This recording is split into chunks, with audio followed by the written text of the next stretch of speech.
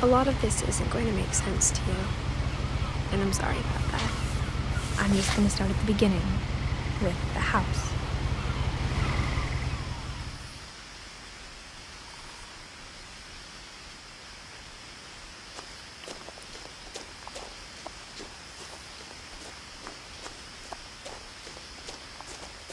I lived here until I was 11, but I wasn't allowed inside half the rooms.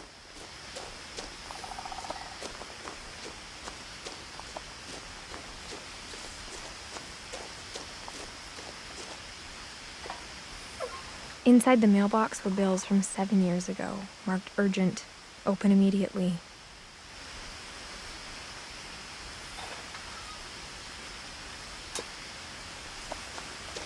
I hadn't been back since my brother Lewis's funeral.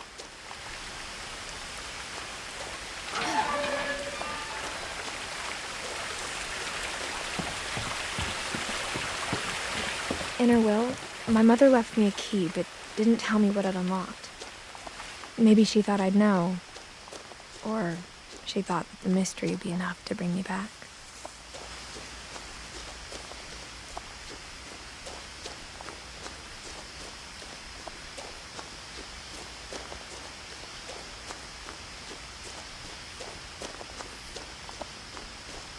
No one had driven this way in a long time, but I saw a few hoof prints.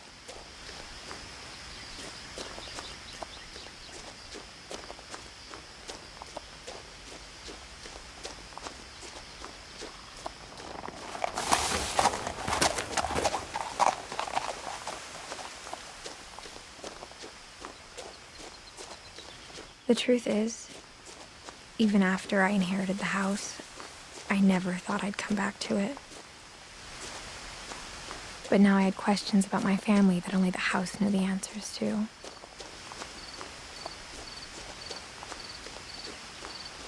The house was exactly like I remembered it, the way I'd been dreaming about it.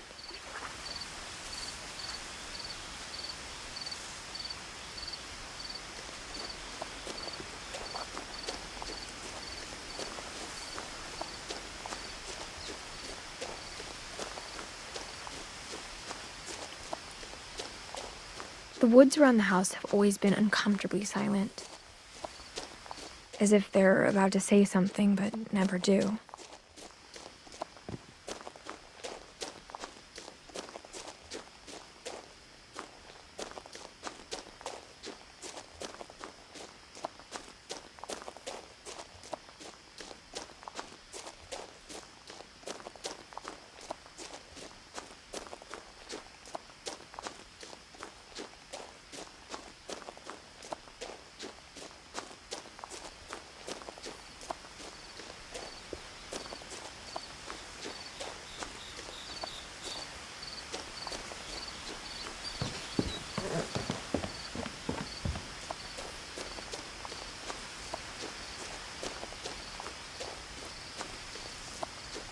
As a child, the house made me uncomfortable in a way I couldn't put into words.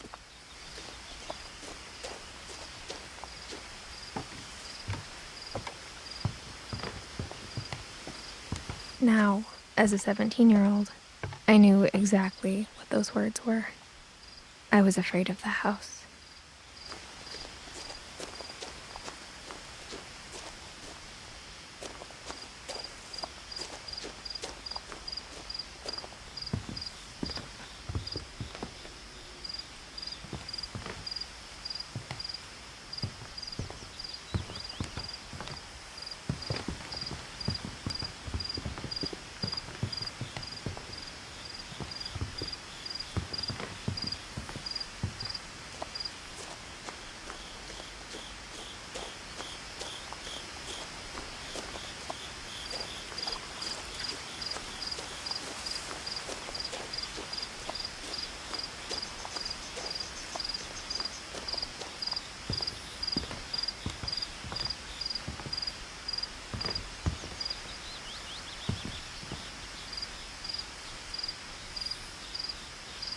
I hoped the key might unlock the front door. It didn't.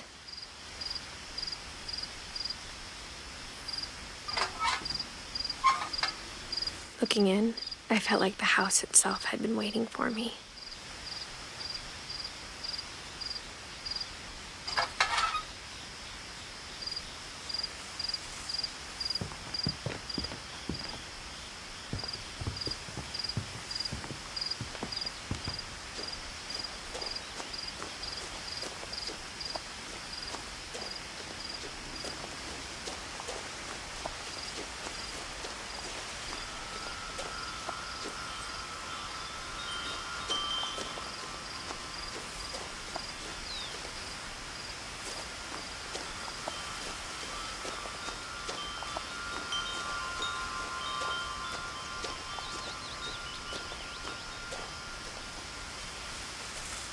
The house felt like it had always been here. Even the swing set was older than my mother.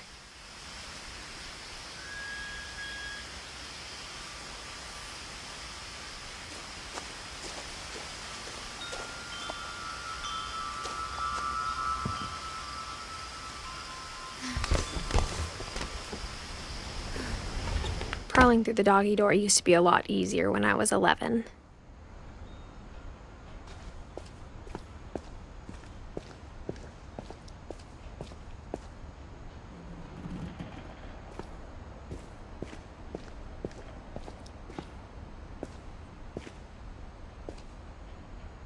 The power had been turned off the night we left.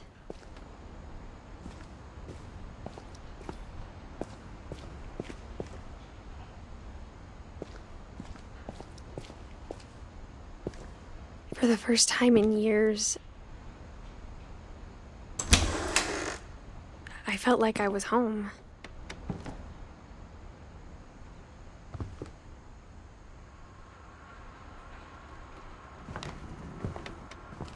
But instead of a family, there were just memories of one.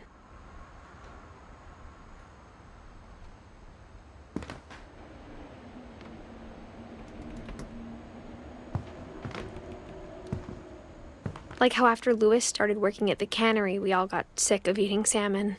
Except our cat, Molly.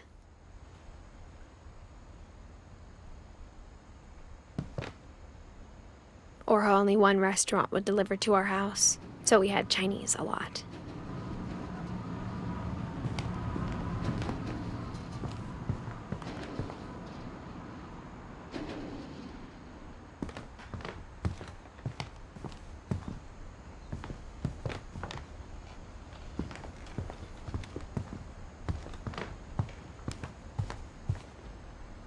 The table was still a wreck from the night we left. It was like a bomb had gone off, killing everyone but sparing the furniture.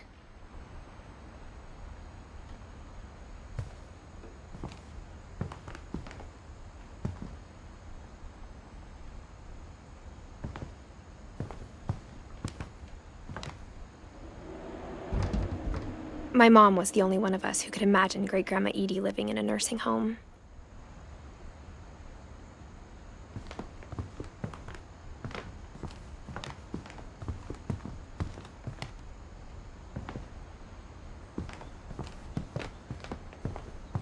Nothing in the house looked abnormal.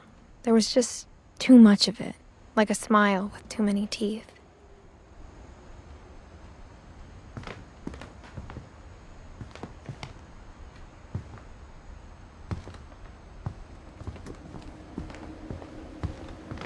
Even the fireplace had a story. Edie told me the bricks came from the original house, after it sank.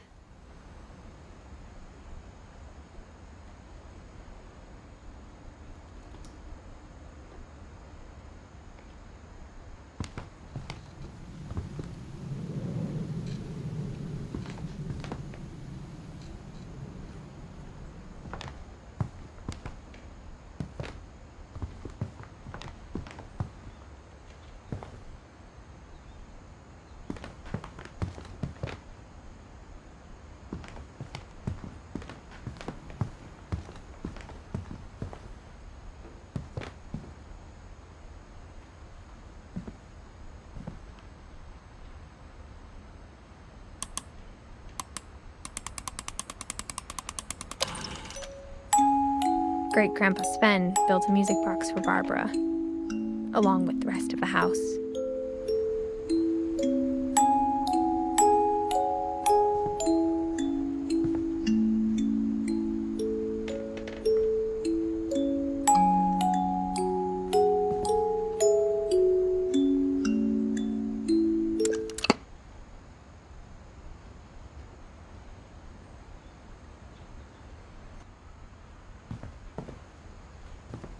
Mom always told me to stay out of the basement, so I wasn't too surprised when the key didn't fit.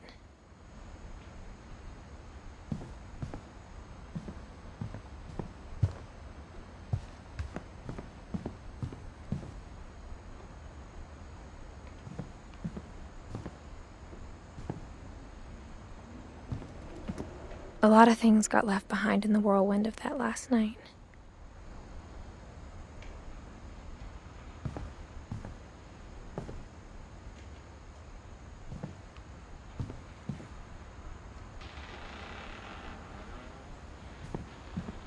My mom wasn't much of an optimist, but she never stopped believing that my brother Milton was alive.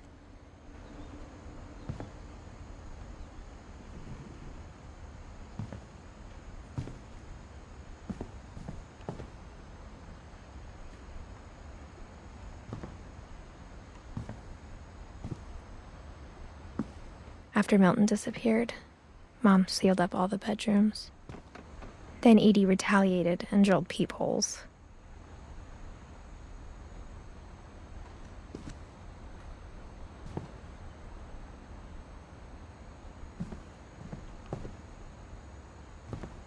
I spent a lot of time playing in Great Uncle Walter's room.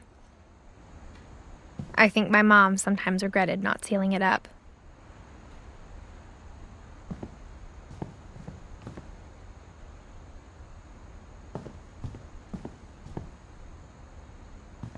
Lewis told me there were secret passages, but I never believed him.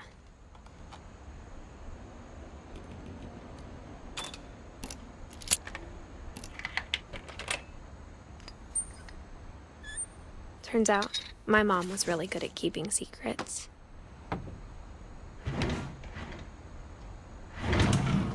Now it was time to find out what my mom had been afraid of.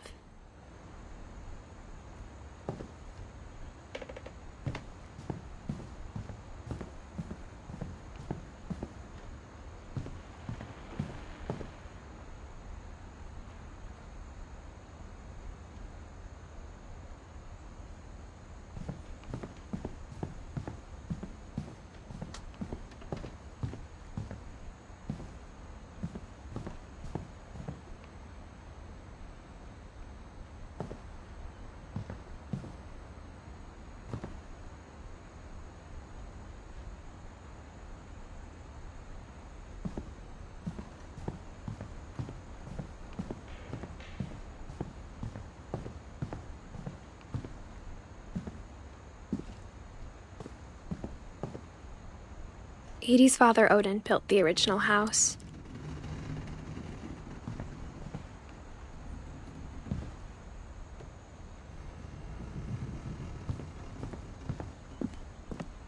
Mom must have locked the third-floor stairs on the night we left.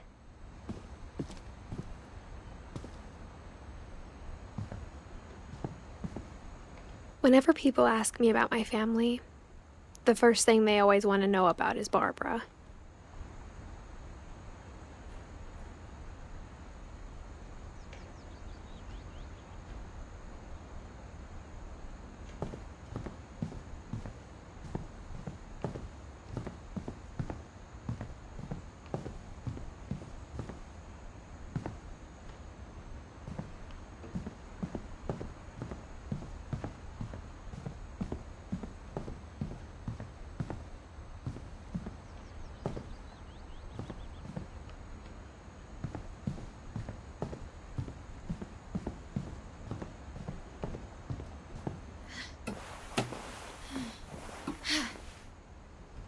Reading this, maybe it sounds like I had a plan. From the paintings on the wall, it was clear my brother Milton had been here before me.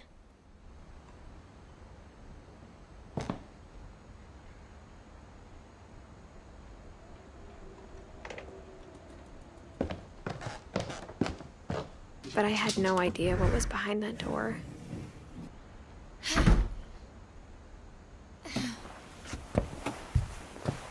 Just like I had no idea where all this was gonna lead. I grew up looking at Molly's room through the peephole. Molly's gerbil had a tiny bedroom with its own even tinier gerbil cage.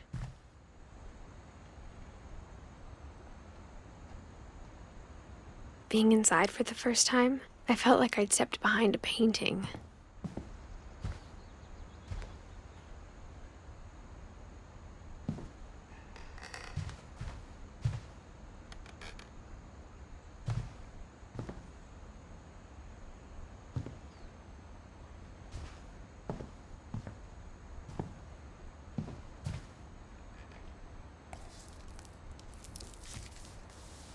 December 13th, 1947. Dear Diary, I'll be gone soon, but I wanted to tell somebody about what's gonna happen. It started when Mom sent me to bed without dinner. I woke up and I was starving, so I looked around for something to eat.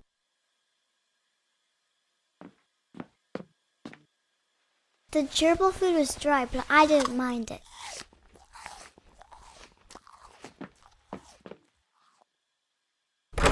Mom, can I come out now? Sweetheart, it's late. Go to sleep. My Halloween candy was all gone.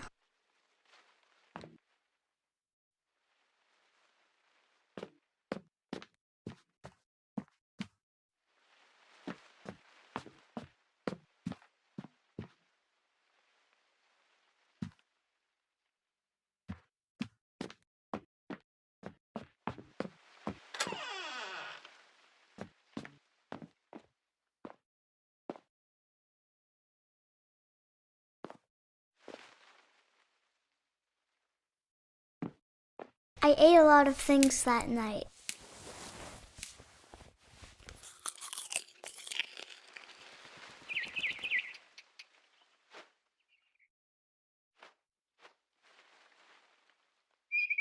I kept eating and eating.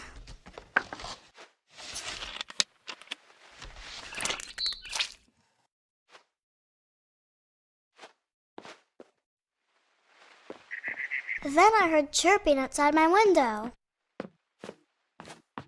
It was a barn swallow going back to her nest. I reached out for her.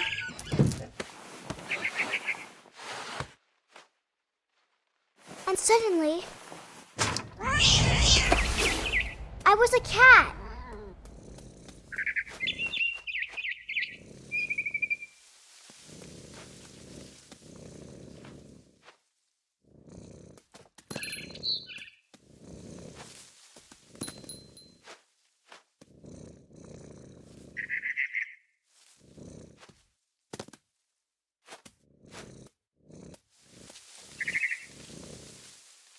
I tried to be quiet, but the bird was really scared.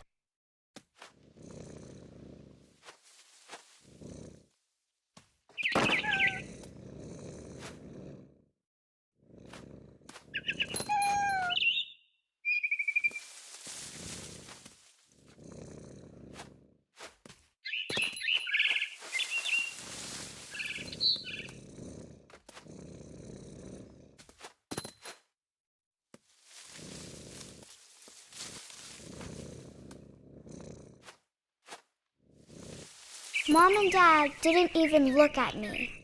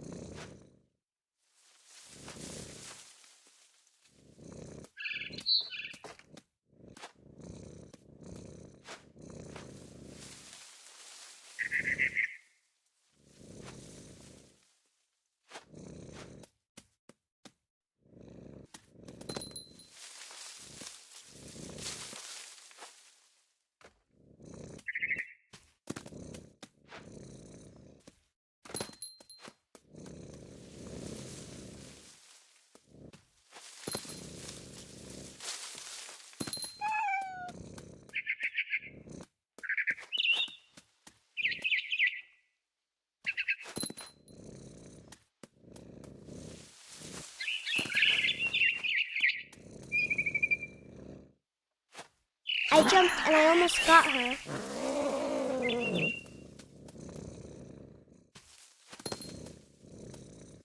I could tell she was getting really tired. Now I was up in the big tree. I promised Dad I wouldn't climb it anymore. All I cared about was eating that mama bird.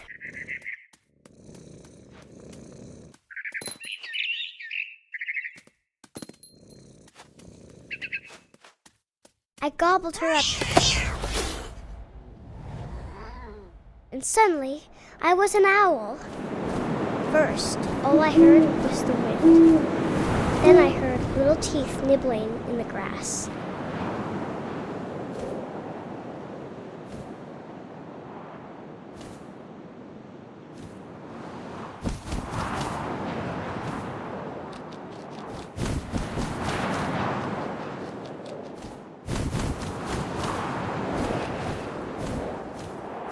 Rabbits.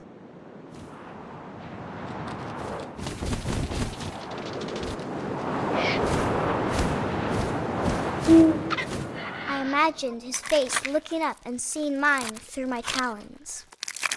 I swallowed him up, and I didn't chew one bit. Then I flew off to find something bigger.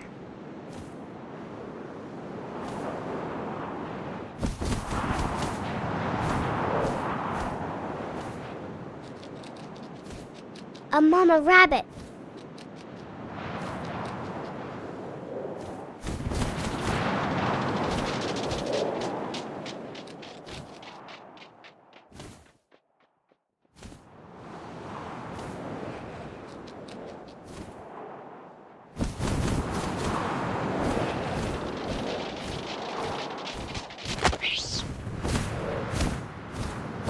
She was almost too big to carry.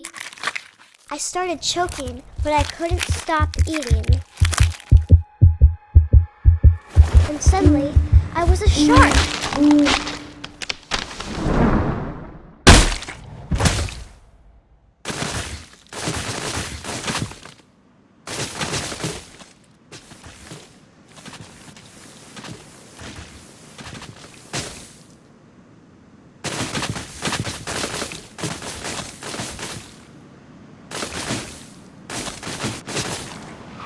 I rolled off a cliff and into the ocean.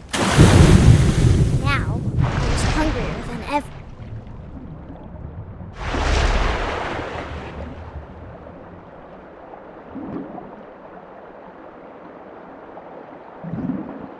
I wanted fat, juicy seals.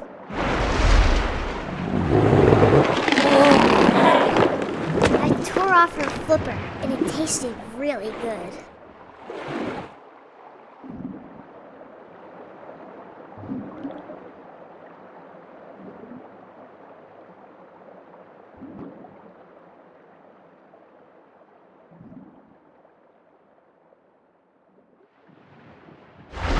Grabbed on tight. But I was so hungry, I jumped out of the water. When I opened my eyes, everything had changed.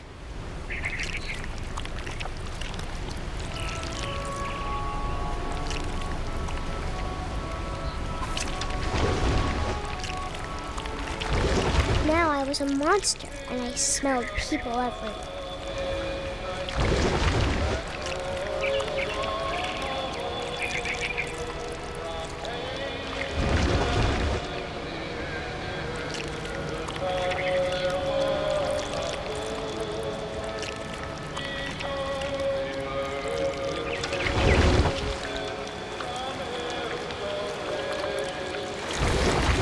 I was big, but I moved real quiet.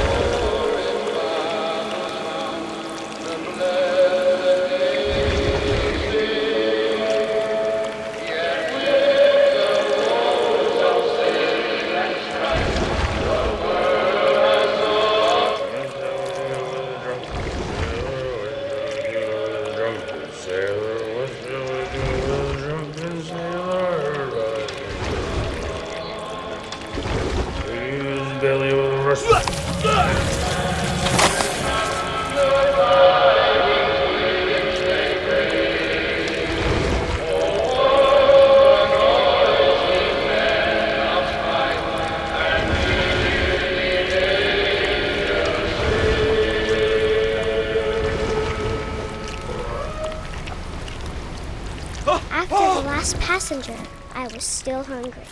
And across the water, I smelled something new. Something I had to have, so I swam towards it.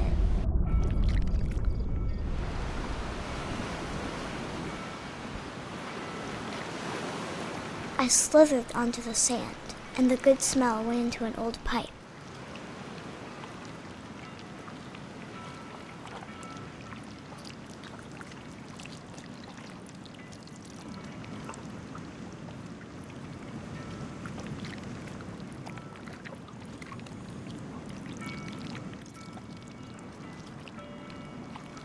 I got closer and closer.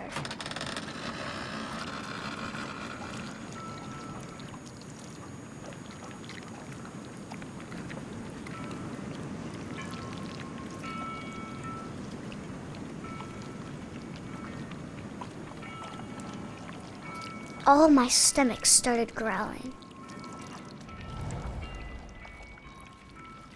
And suddenly, I was me again. I held my breath for a long time, but I couldn't hear anything. I think it's waiting for me to fall asleep. But it's not going to wait much longer. It needs to feed, and we both know I will be delicious.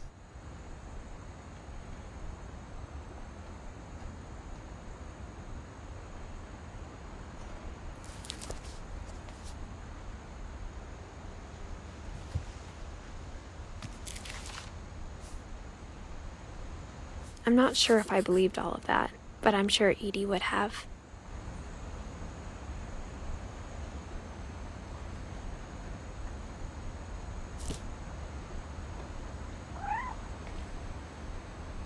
I got the sense Edie had spent a lot of time here, before my mom sealed the doors.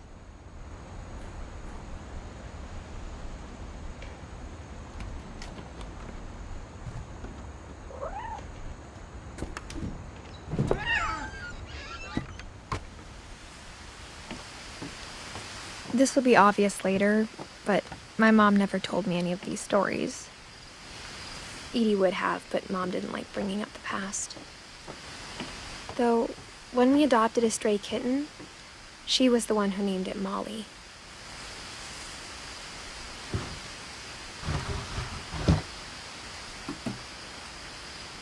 I spent a lot of time in Great-Grandma Edie's room. Edie knit me a new pair of gloves every year, just in time to replace the old ones. Louis died a week before we left, but Edie had already started to memorialize him.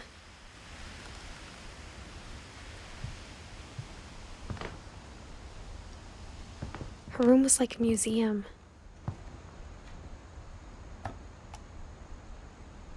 For 500 years, the Finches have been famous throughout Norway for their fortune and misfortune. Odin Finch buries the latest victims of the family curse, his wife Ingeborg and their newborn son, Johan. On January 7th, 1937, he set sail with his family and his house, hoping to leave the curse behind. But 40-foot waves off the coast of Washington send the house and Odin to the bottom of the sea. Odin's daughter Edie, with husband Sven and baby Molly, step ashore on their new home, Orcas Island. Odin Finch is the first to be buried in the new family cemetery. His daughter Edie is already dreaming of a new Finch house.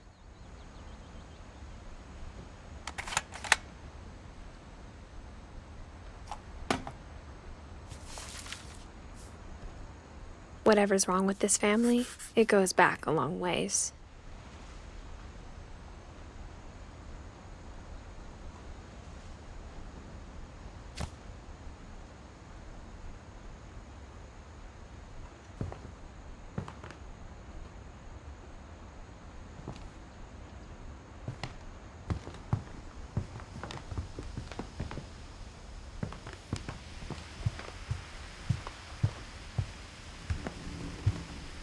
Edie gave a big interview about a mole man living under the Finch house.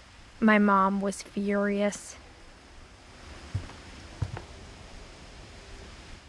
I hadn't thought of myself as Edith Jr. for a long, long time. When Edie told people Sven was killed by a dragon, she could also have said he was building a dragon-shaped slide that collapsed. She could have, but she didn't.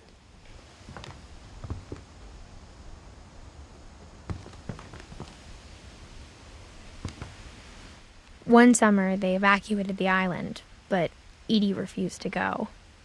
For a few weeks, she was a celebrity.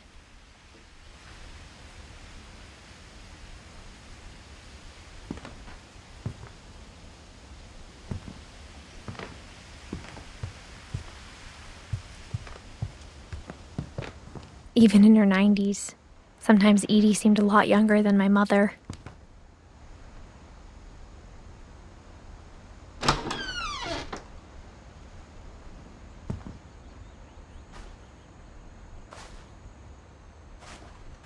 The only trace Grandpa Sam's first wife, Kay, left on the house was the pink bathroom.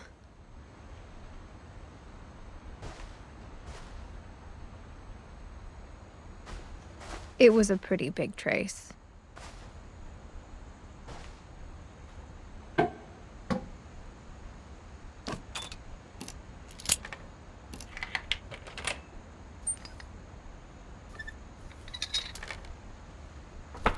There's a secret in this bathroom.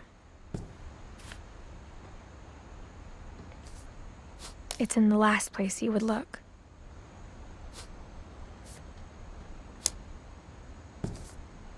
It isn't in the cupboard. It's hidden in this book.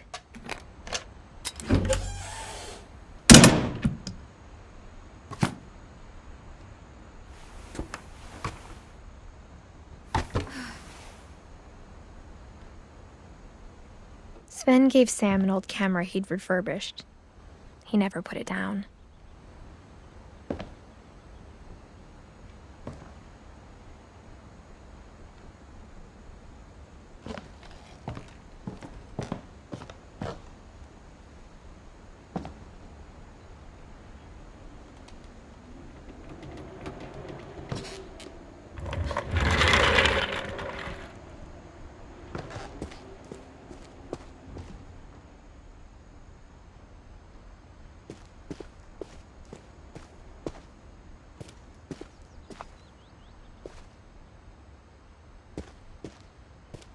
I knew Grandpa Sam had a twin.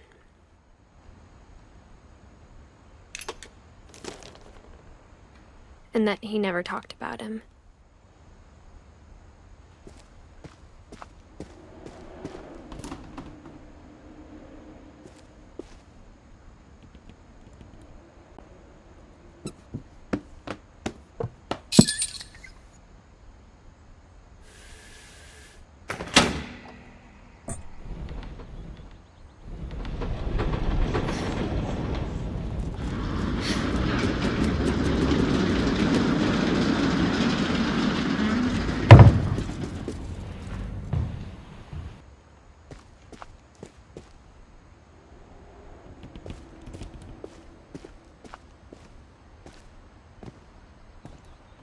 I guess my grandpa didn't like history any more than my mom did.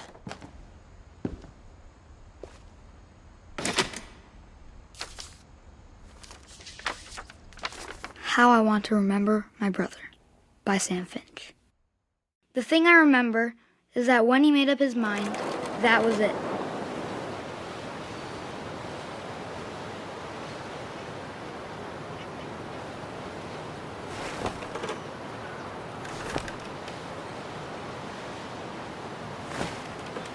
My brother said he'd die before he ate another mushroom, and he did.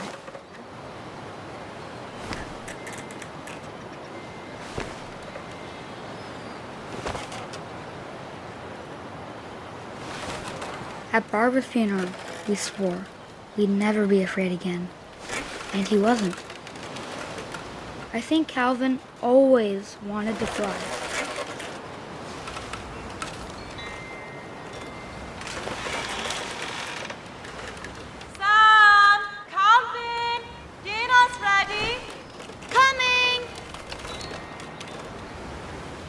But that day, he finally made up his mind to do it. I told him going around was impossible. Maybe if I hadn't said that,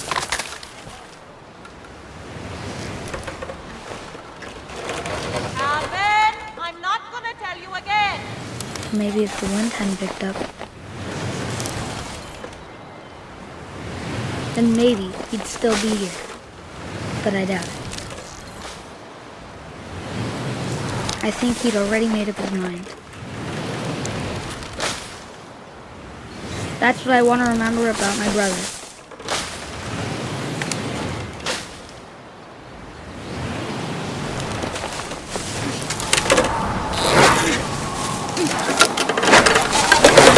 The day he made up his mind to fly. And he did.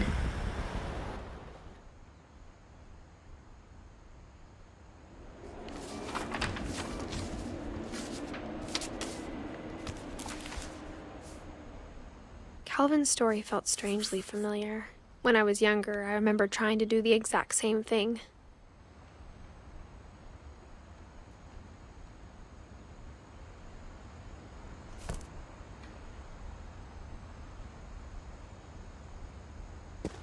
After the funeral, Edie roped off Calvin's half of the room.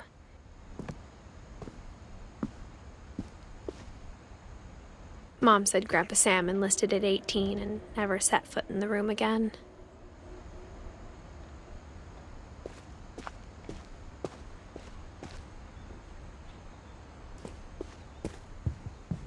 The passages were a pretty tight fit.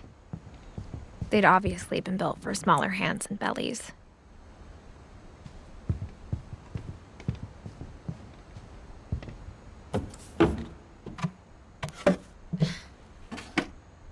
Growing up, I always thought of Barbara as a child star.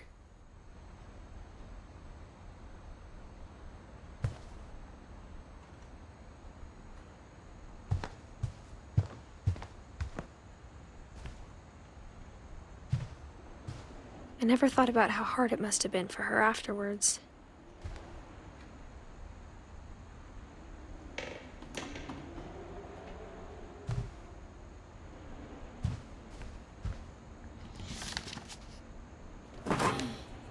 Of all the stories people wrote about Barbara's death, I'm surprised Edie saved this one.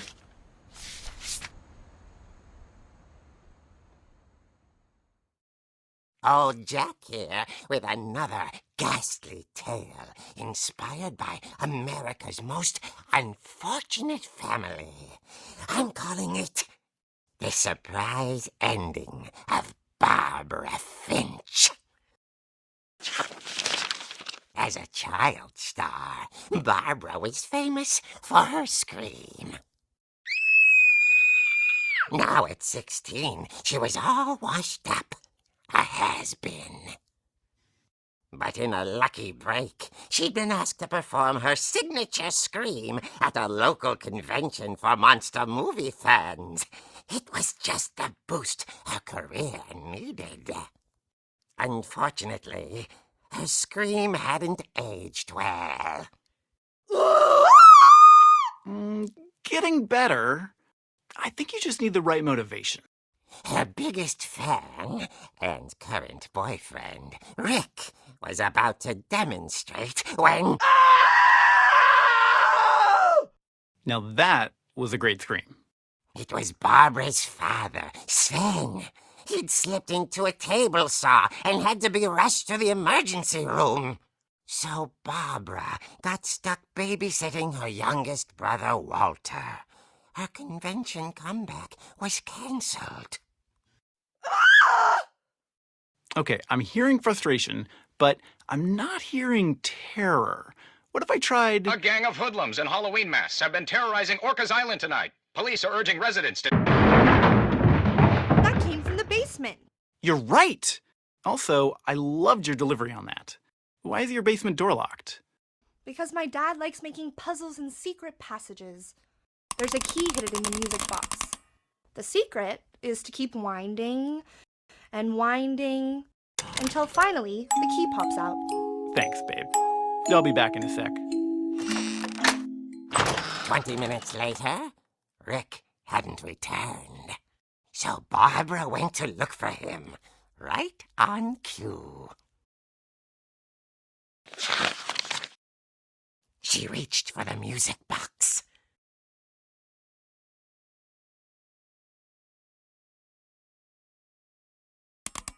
And as she wound the key, she listened for Rick, but the house was silent.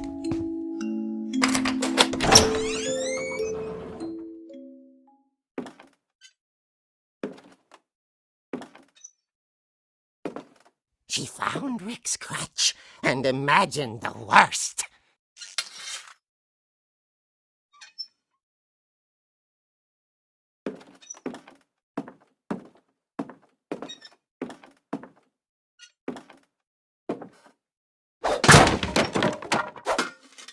The gang's leader is the infamous Hookman killer, Dr. Carl Hamill, who impaled and then ate his family 10 years ago tonight.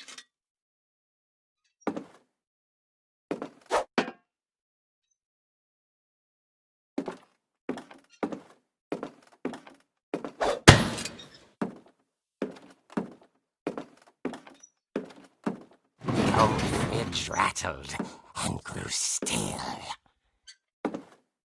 Oh dear! Oh! Rick? Barb, relax. I was just trying to scare you to help you find your scream. Well, I'm not scared, Rick. I'm furious. Then act furious. All I'm getting from you now is that you're hurt and confused and She threw him out, but she kept a little something to remember him by. Barb, have you seen my other crutch? And she was still holding it when she fell asleep watching the late picture show. Hours later... Barbara! Walter, what's going on up there? Ah! Okay, I'm coming up, but if this is a trick, you're dead, Walter.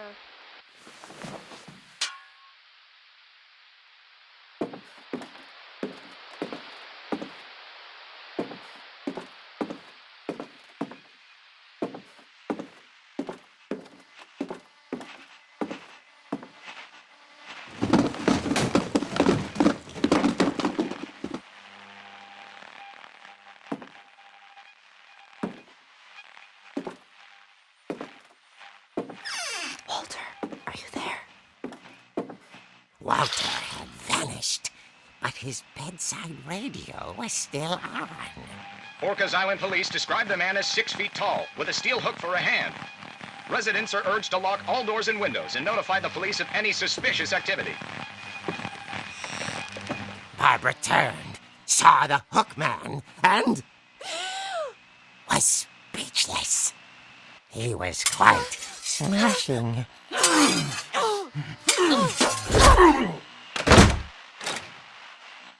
And here he was. He couldn't get enough of Barbara. Okay, Barbara, there's gotta be another way out of here.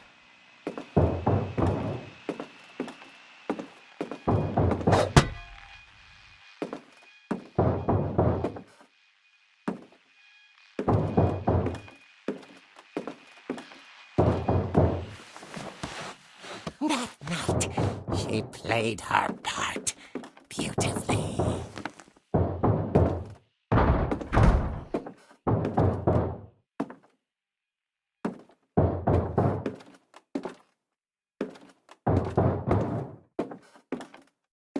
She thought about abandoning Walter, but just couldn't do it.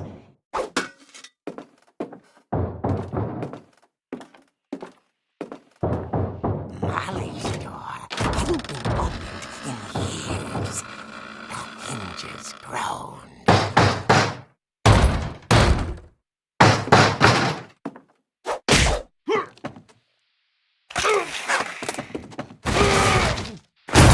He wasn't moving, but she sensed the story might not be over yet.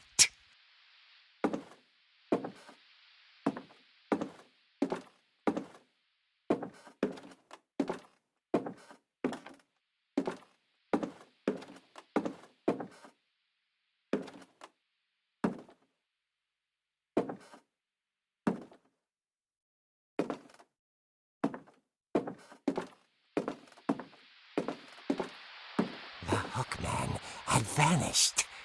She listened for his breathing, but all she heard was...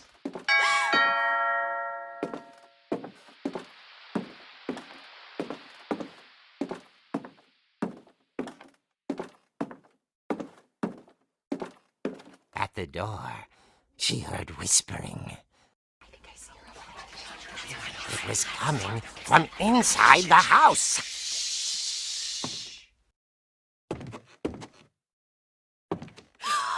Oh dear. The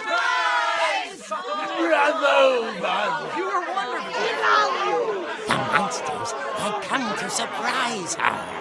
For Barbara, it was a dream come true. Then she saw what kind of monsters they were, and she realized what was about to happen. She was going to be famous. And with her final breath, Barbara Finch gave the performance of her life.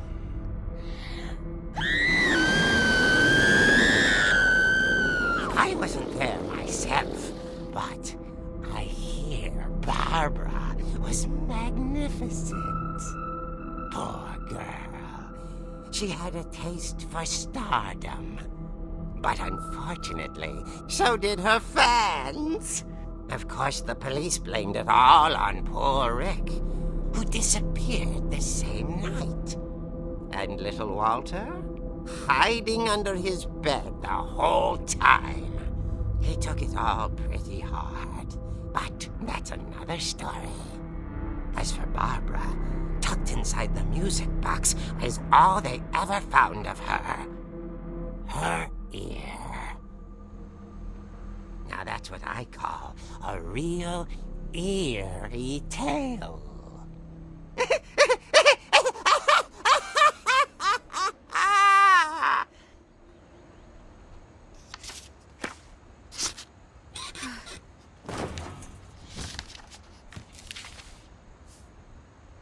Edie told me all Barbara wanted was to be remembered, as absurd as that comic was. Maybe what Edie saw was a happy ending.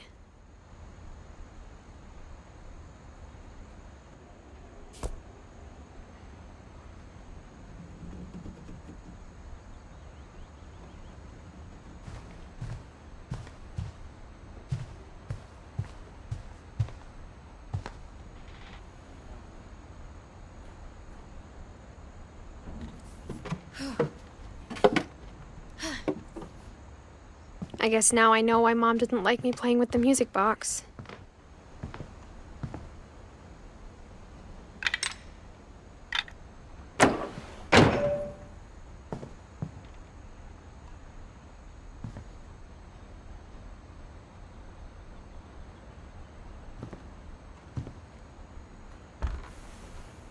Barbara was a child star for 2 years, until America grew out of it.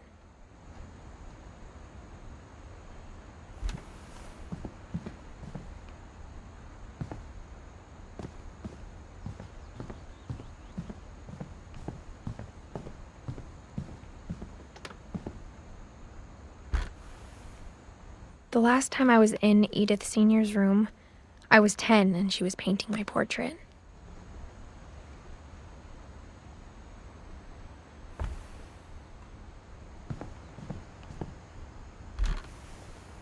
As a kid, I just assumed every house had peepholes and sealed rooms you weren't allowed inside of.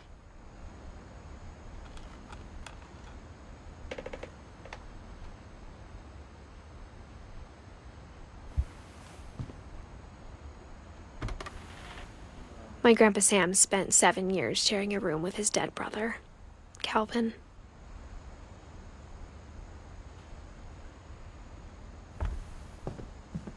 It's funny. All those times I played with the music box and never found the basement key.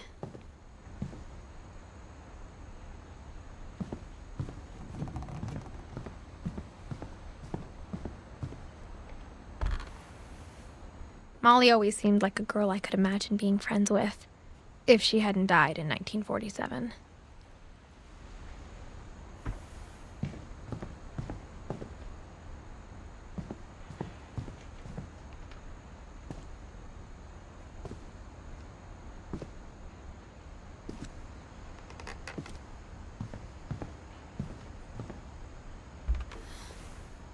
Edie told me once that every Finch who ever lived is buried somewhere in the library.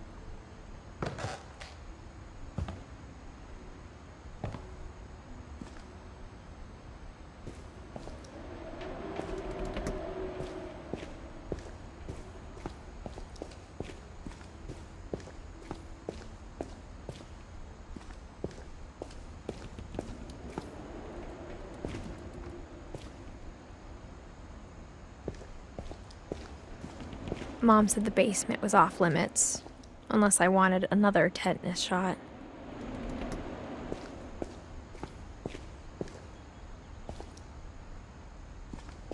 I saw Edie sneak down to the basement once, carrying packages.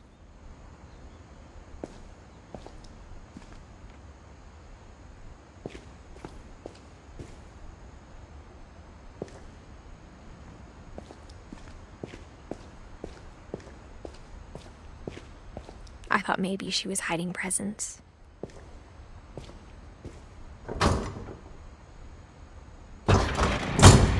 It turned out she was hiding a lot more than that.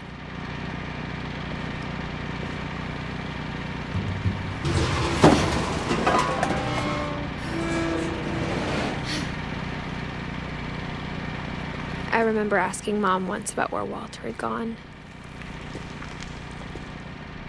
She said after Barbara died, he got as far away as he could. If there's a pattern in all these stories, I think it's that none of us has gotten very far.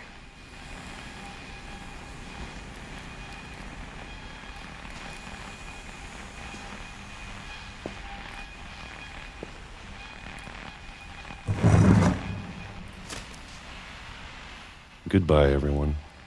I can't believe I've been down here for 30 years. On that first day, after the shaking started, I didn't think I'd survive a week.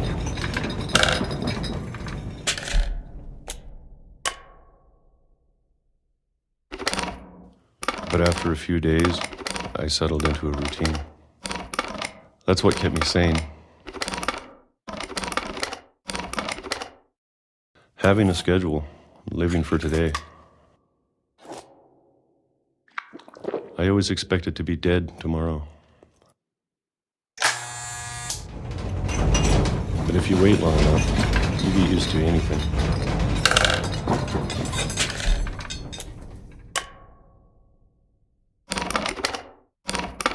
Even a monster on the other side of the door starts to feel normal.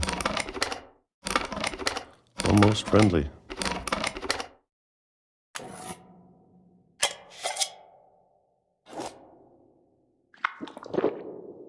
And then one day, everything just stopped. Whatever that thing was, it was gone. Maybe it got tired of waiting. Or maybe I just got tired of being afraid.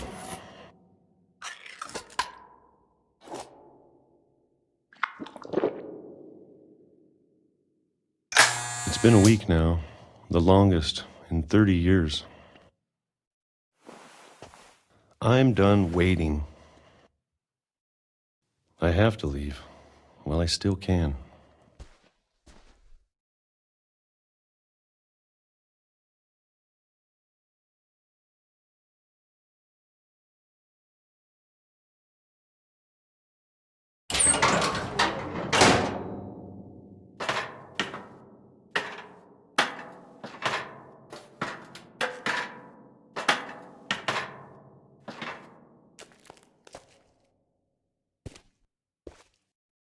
know it's out there somewhere. Whatever killed Barbara and Molly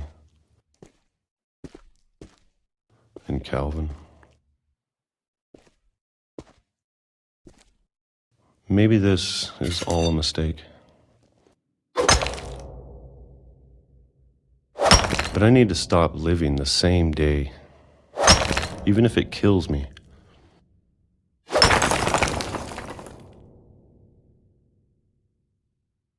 Whatever's out there, I want you to know I'm ready for it.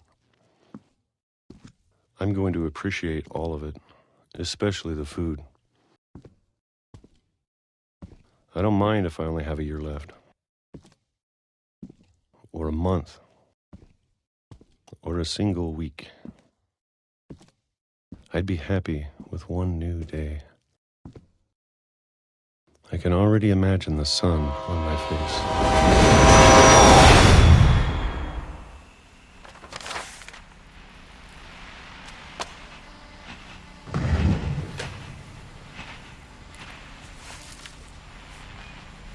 Walter died when I was 6. I can't believe my mom never told me he was down here.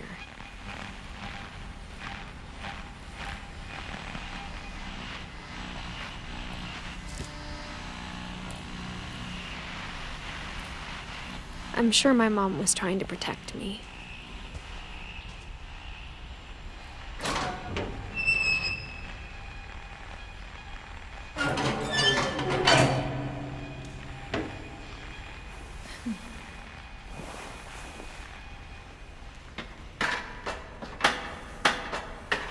Maybe she was afraid I'd end up like Walter.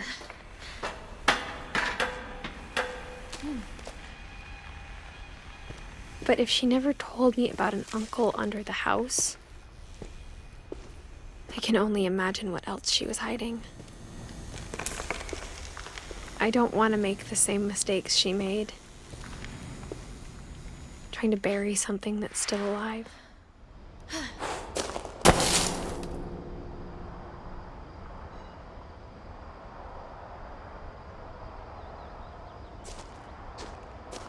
Now that there's only one of us left, or maybe 2, I thought it was time I heard the stories for myself and found out what happened to everyone else. But now I'm worried the stories themselves might be the problem. Maybe we believed so much in a family curse, we made it real.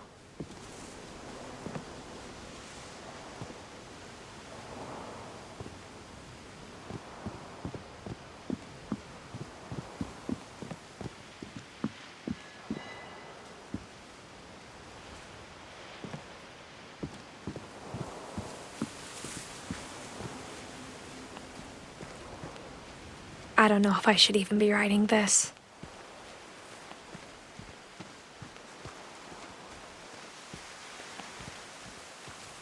Maybe it'd be better if all this just died with me.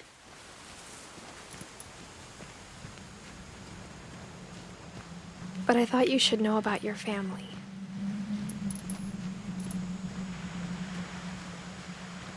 And the history you're a part of.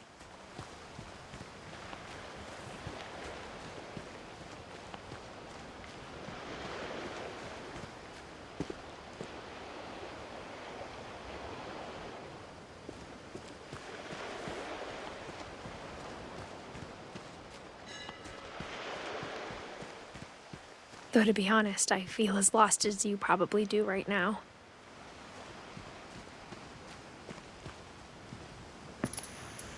I think the people in these stories believed them, for what that's worth.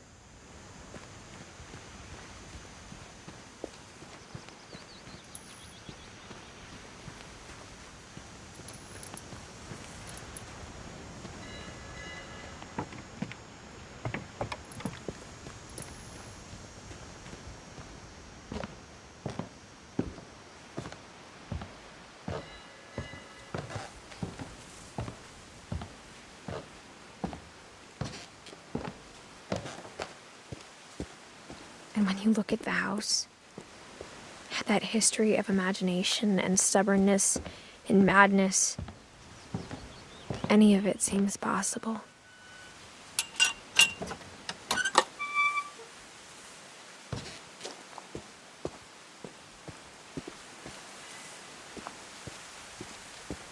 I think we've been surrounded by death for so long, we've just gotten used to it. What kind of family finishes building a cemetery before starting the house?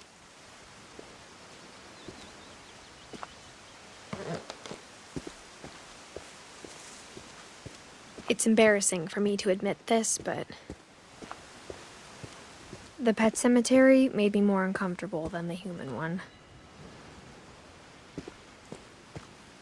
3 of the gerbils were mine, and 2 had been my fault.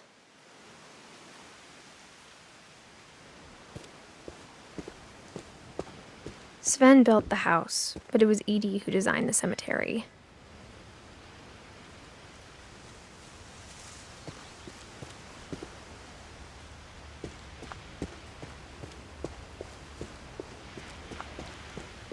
I'm sure Odin's monument had been Edie's idea. My mom was always trying to move on, but for Edie, the past never went away. She could see it poking out of the water at low tide.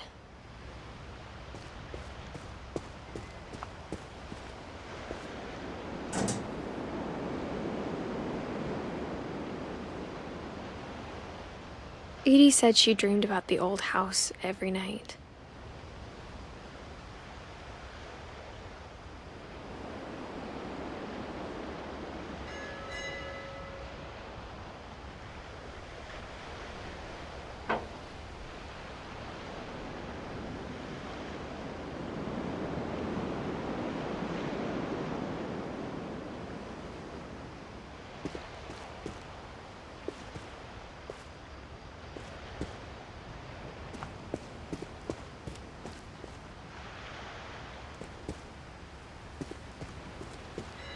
Edie's side was always easier for me to understand. But the older I get, the more I can see where my mom was coming from. Her dad had been pretty strict, but it wasn't enough to save her brothers. She was just trying to do better.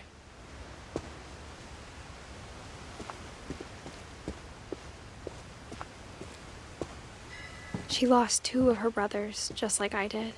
I get why she tried so hard to protect us.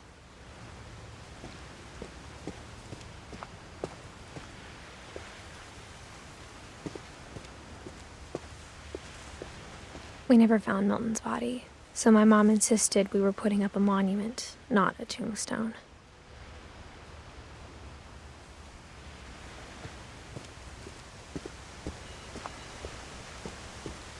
There's so many things I wish I could ask my mom now. Part of me thinks this is what she wanted all along. For me to come back someday and find everything out for myself.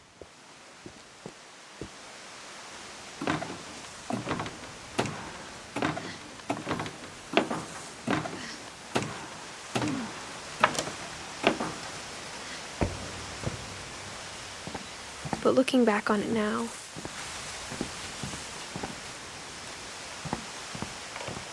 if she told me there was going to be so much climbing, I never would have come when I was 22 weeks pregnant.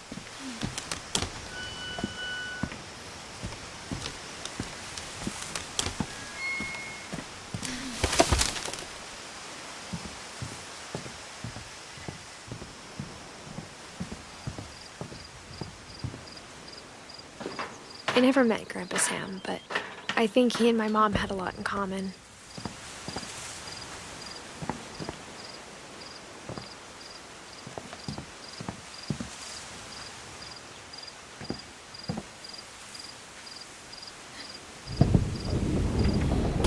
They were both pretty intense. Sam spent his life shooting photos, but Mom said he got nervous being in front of the camera. I guess we're all afraid of something.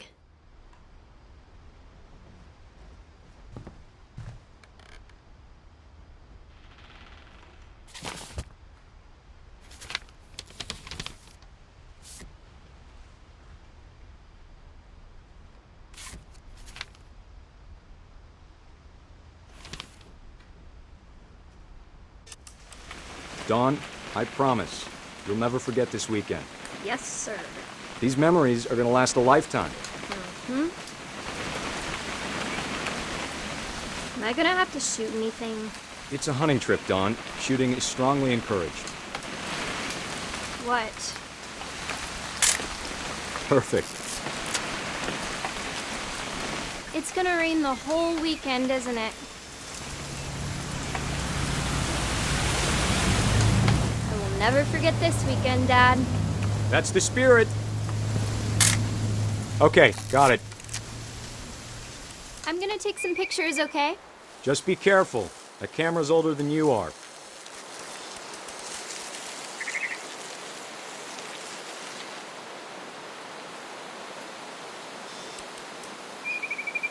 You're right, Dad. It's starting to clear up. Still freezing, though.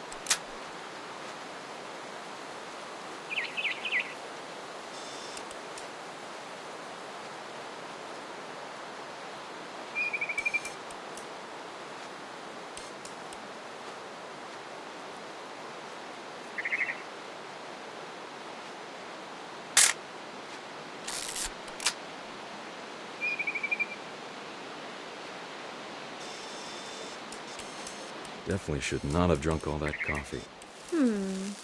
Hold still. Hey! That's a keeper.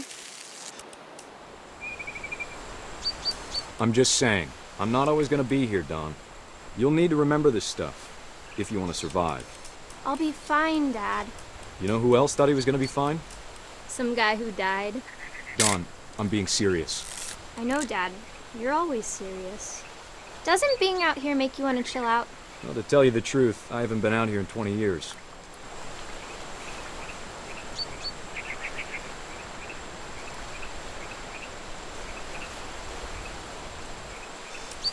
Last time I was with my brother Calvin. Man, that was a great trip. Your grandpa Sven taught us how to fish, how to build a fire.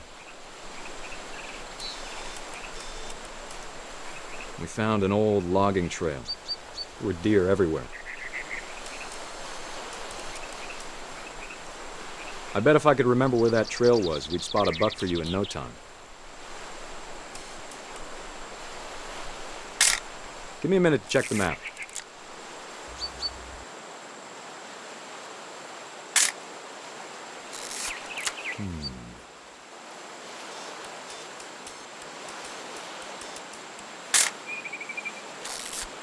Let's see.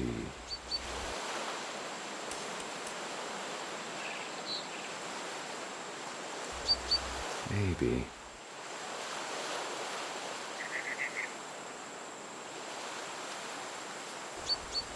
Or was it? Dawn, don't you think you could find something more interesting to photograph? It could have been.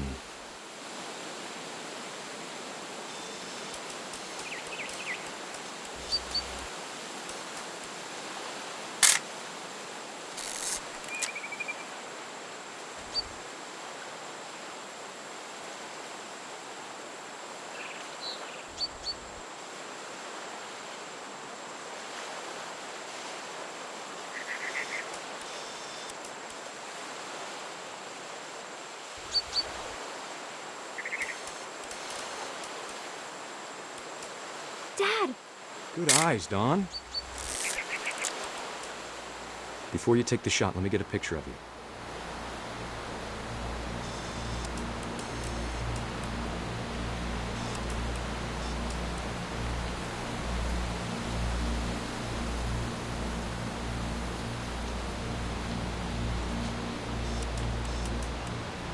Dad, I... Just... Let me get behind you. Do I have to do this? Dawn, you don't have to do anything. But if you want to survive, you'll need to be strong. Great shot, Dawn!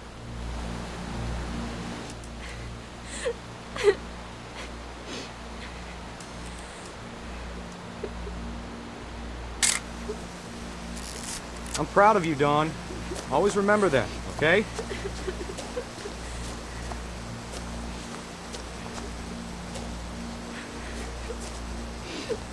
Dad, it's twitching. I think That's it's totally so... normal, Dawn. Just focus on the camera. Try not to think about... Dad!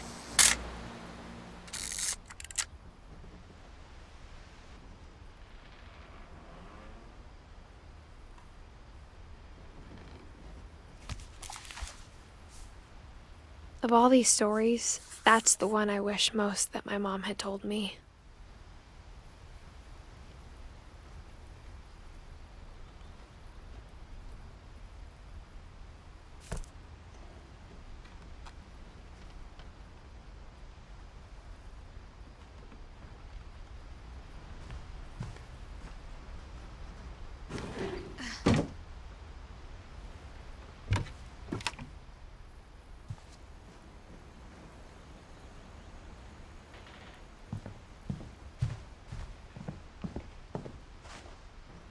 Instead of hiding from death, Sam seemed to go out of his way to meet it.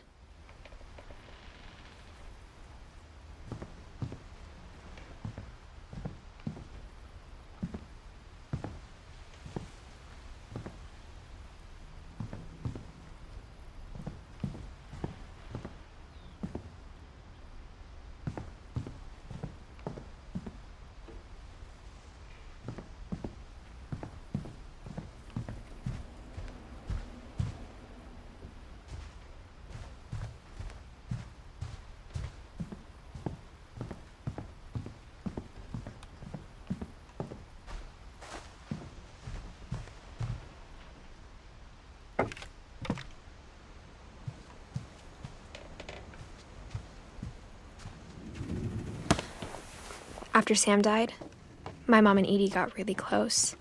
They'd both lost a lot.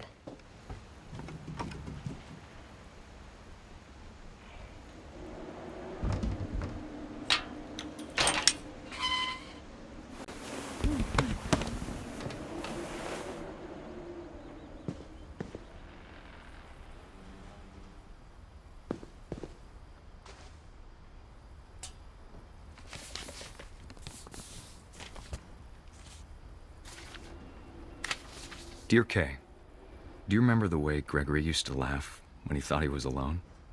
Like something funny was happening, but only he could see it.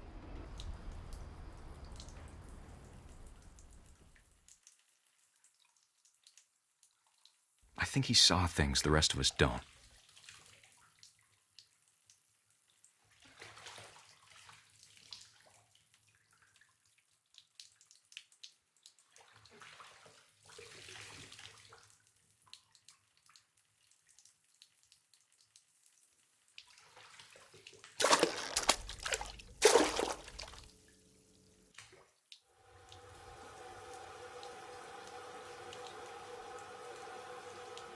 That's over, Gregory. It's time to...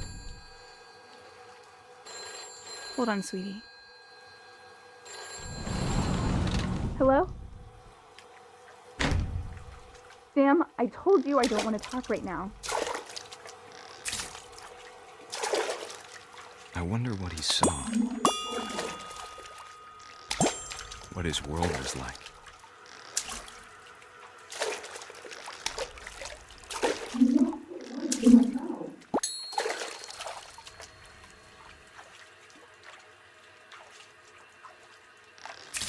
He reminded me so much of Calvin.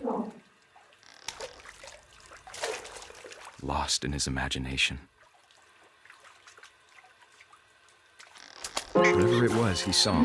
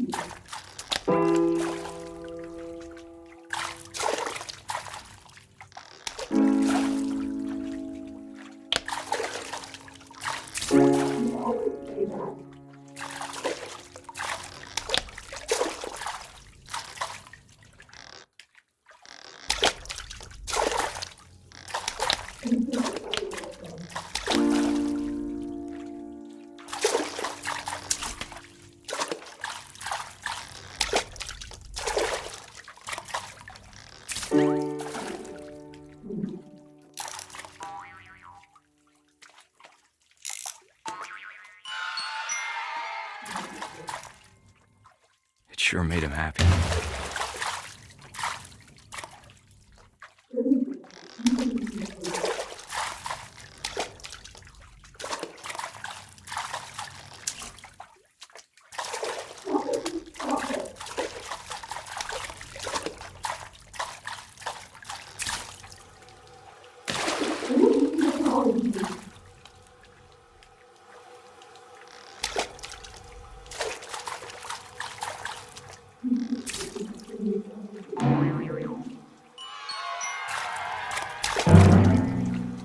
I know how silly it sounds.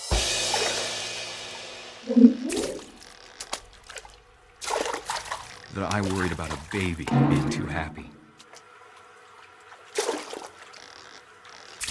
But I could feel him slipping away. Sorry about that, Gregory. I know you did everything you could. Maybe if I hadn't called that night. Damn it.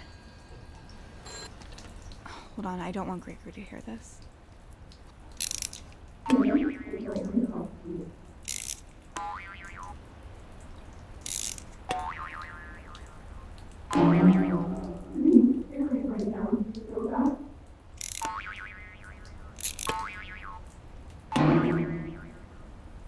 I wish he could have told us about the world he saw.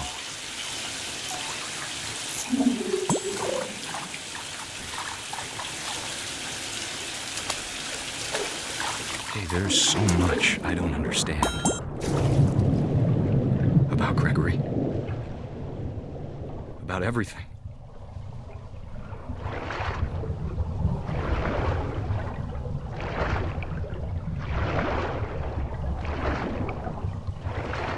But I know what happened wasn't your fault.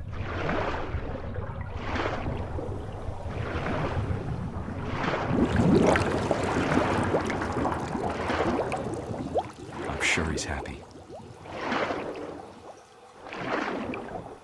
And he'd want you to be happy too.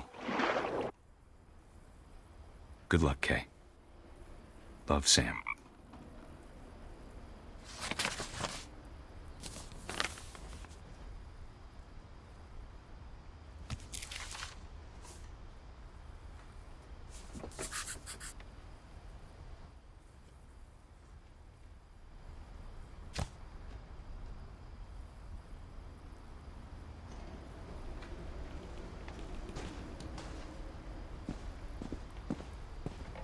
I can't imagine my mom ever writing poetry, and yet...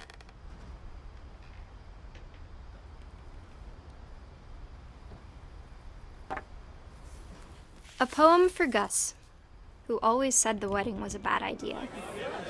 Our father never hit us kids, at least not very hard, before the day my brother said with teenage disregard that he'd be dead before he'd see a wedding in our yard.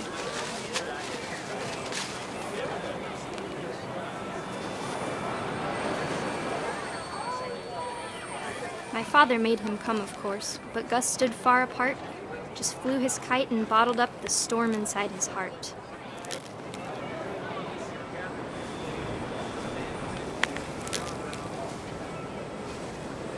I tried to talk him out of it, but though he'd never met her, "We don't need a stepmom," were the words that I now pronounce you husband and wife.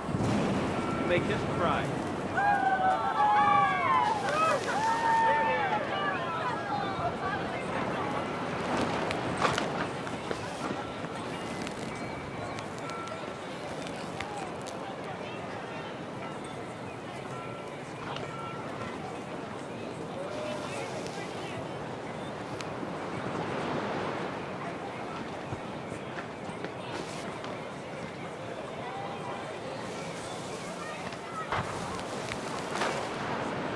When the time for photos came, Dad ordered him to come here. But Gus declined, and as a sign held up his middle finger.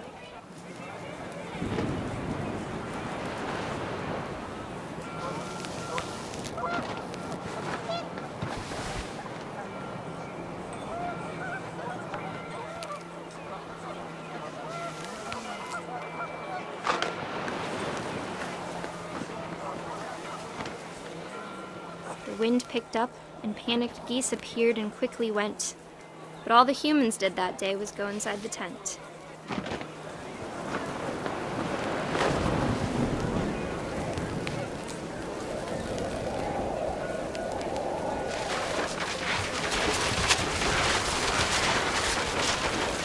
The rain came down in buckets then, but no one seemed afraid that nature might destroy the tent our dad had crudely made.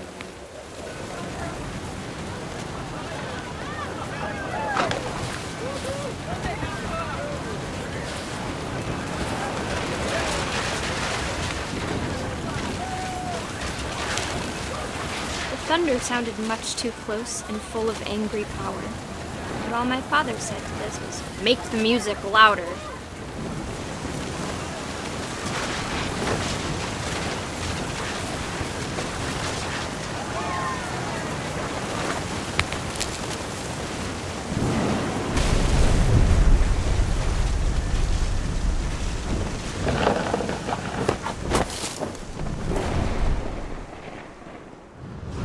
I wish that I could truly say I thought about you on that day.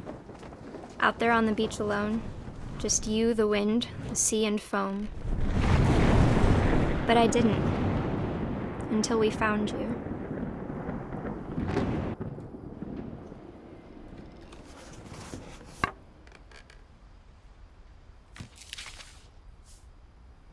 She never talked about him, but Mom told me once if I was a boy, they were going to name me Gus.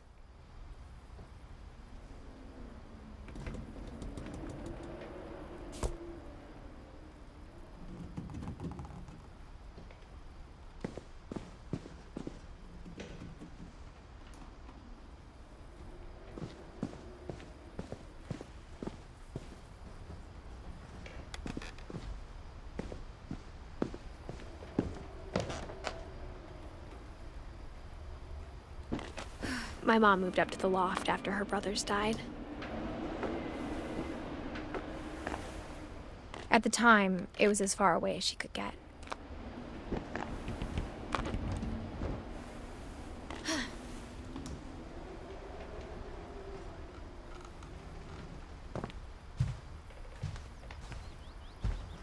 She spent a summer building houses in Calcutta, where she met my dad, Sanjay.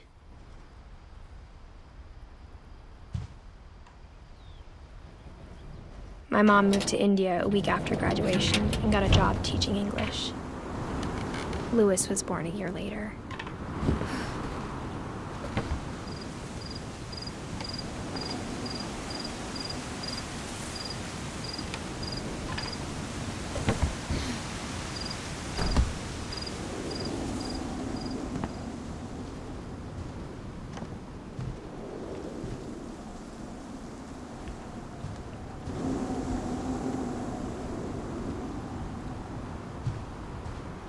Religion was another thing my mom never talked about, but I think it helped her a lot after her dad died.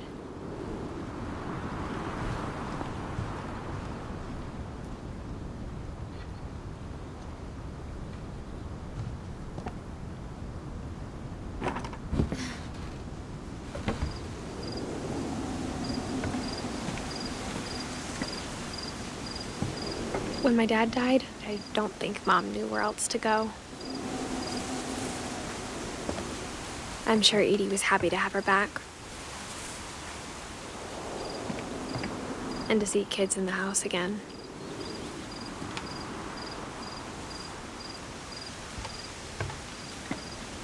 The house had to get a little bigger, but Edie was used to that.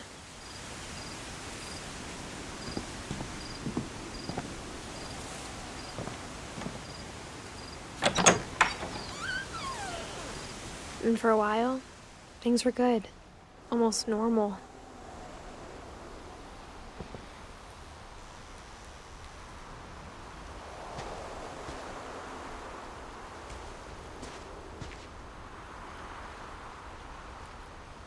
but it didn't last.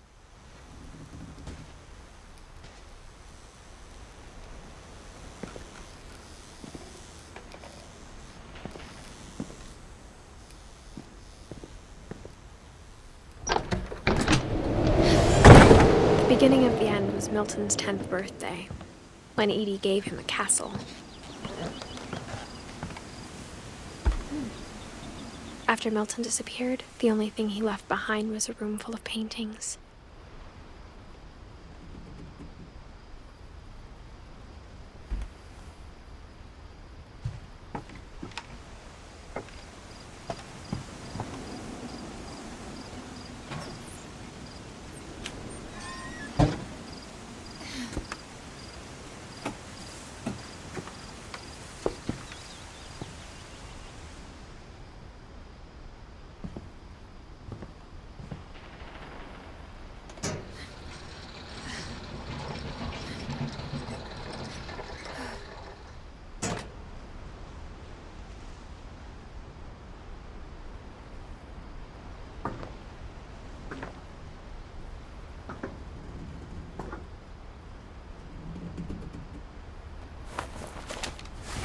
Milton Finch in The Magic Paintbrush.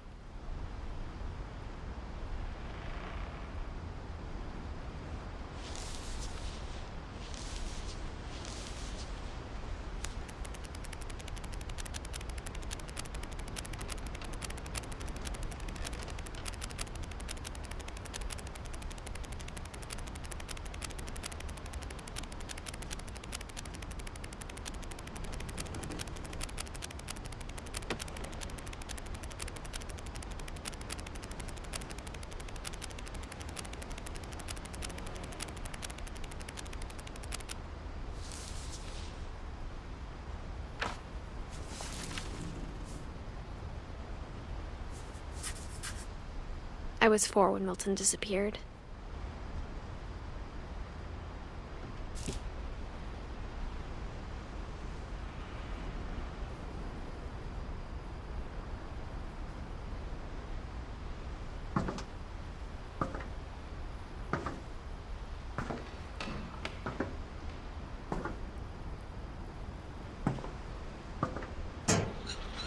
Mom spent months searching for my brother. Then she sealed the doors.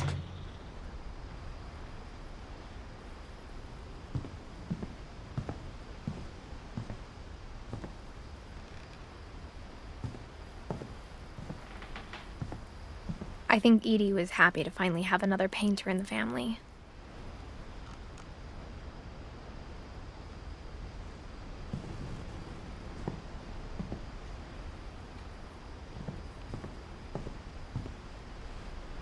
Whatever Milton had found in the house, Mom didn't want it getting out.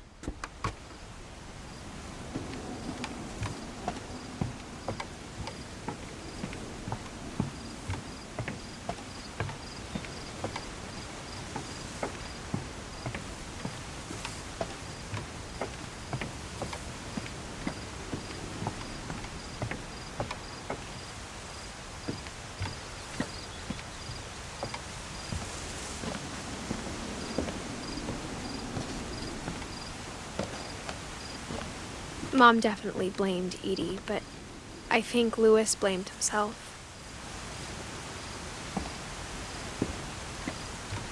After he graduated, he just spent more and more time in his room, until Mom got him a job at the cannery.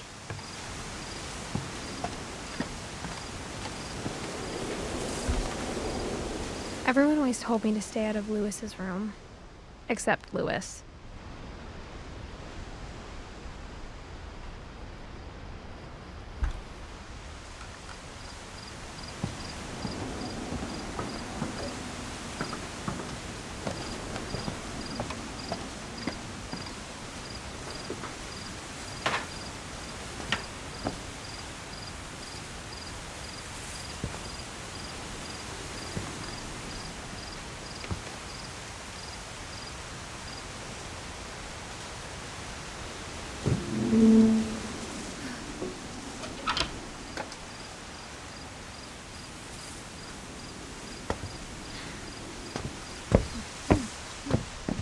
Lewis's room smelled very, very familiar.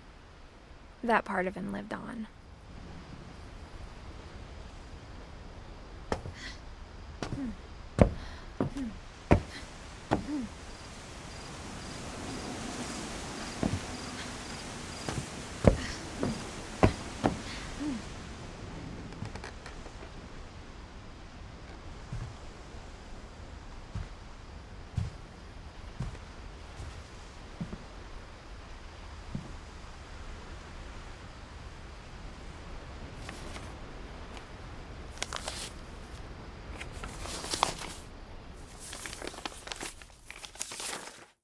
Dear Mrs. Finch, as Lewis's psychiatrist, I can understand your desire for an explanation.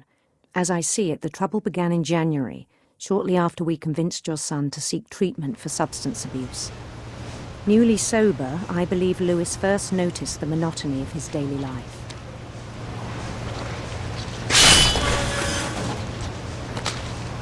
He kept working at the cannery, but he withdrew part of himself.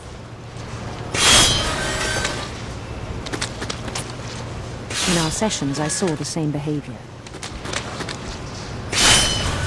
His mind began to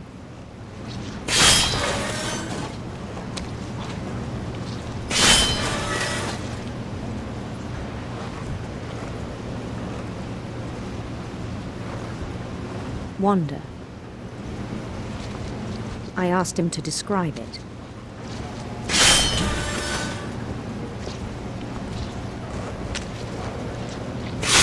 He said he started small, imagining a labyrinth.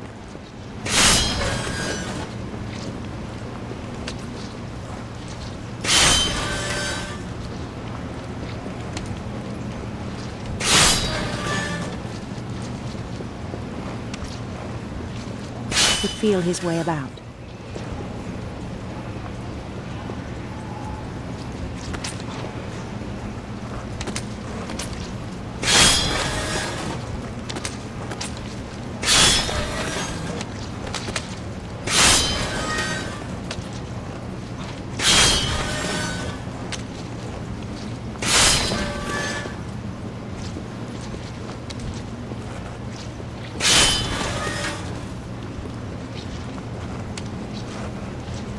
Then something moved.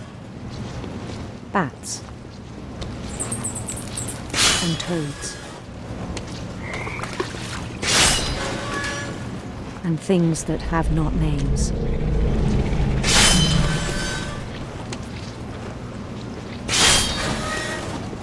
He knew it was all in his head.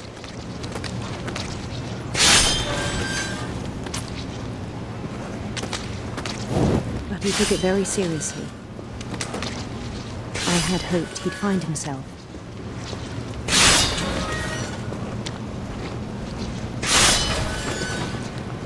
But he found something more.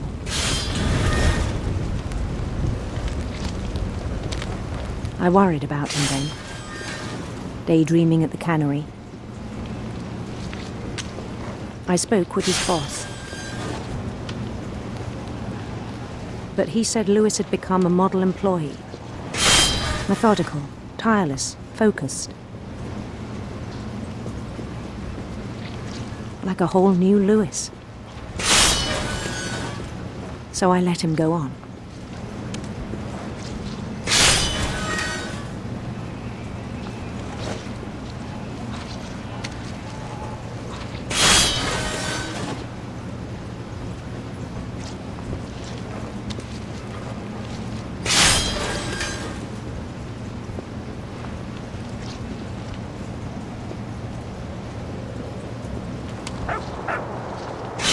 I even encouraged him. It seemed very promising at first. He told me he'd made a new friend.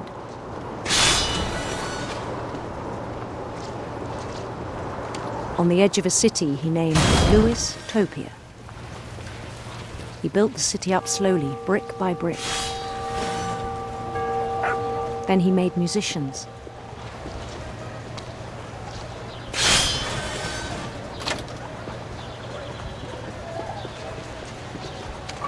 and songs for them to play.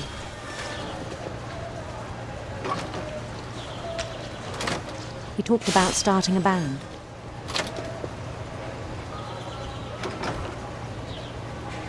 And he was always humming something. Every day his imagination grew stronger.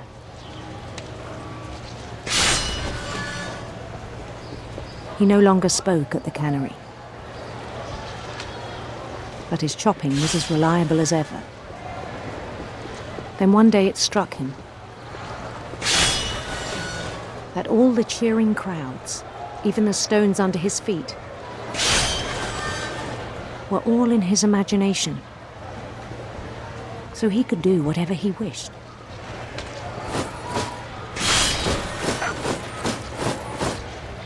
He held an election for mayor,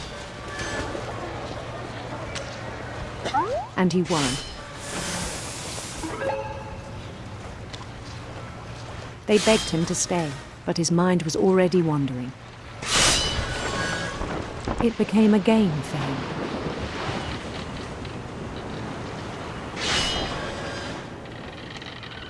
He'd conquer a city, then immediately push on. New Louisville.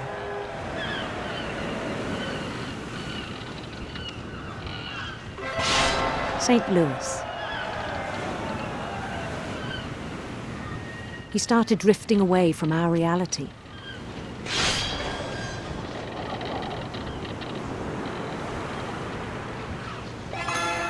Minneapolis, until one day he forgot to go home from the cannery. Even as his mother pleaded with him, part of Louis kept sailing on.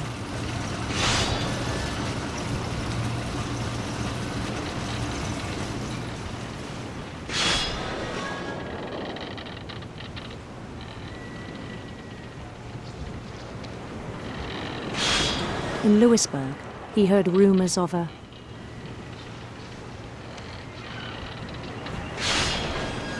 handsome queen.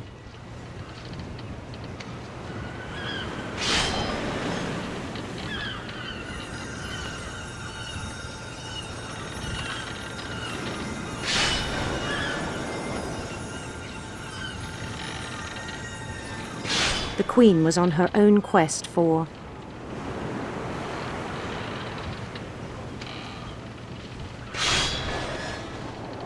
radiant rainbows.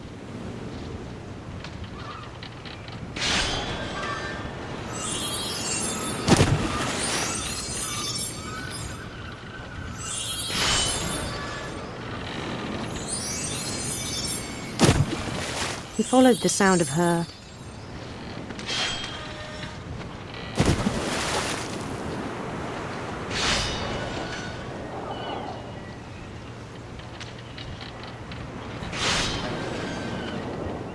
silver harp.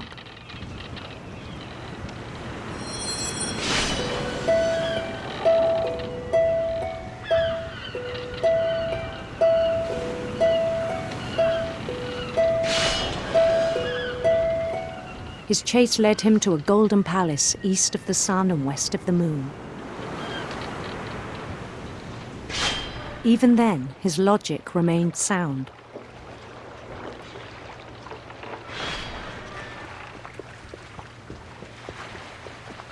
He knew the world was all in his imagination.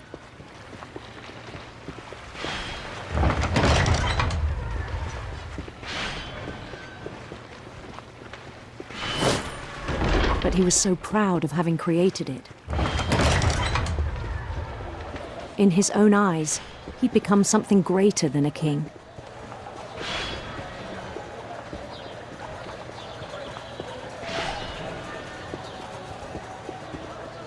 For someone who'd never known success in the real world, I think it was overwhelming.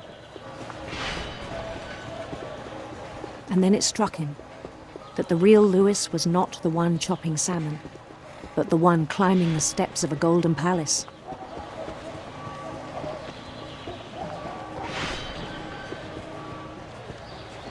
My imagination is as real as my body, he told me. It was hard to argue with him.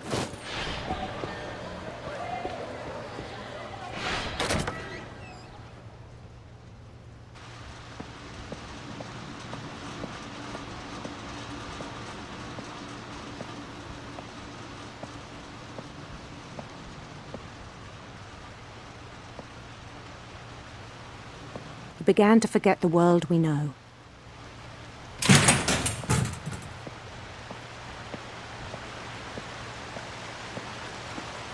I think it pained him to remember Lewis, the cannery worker.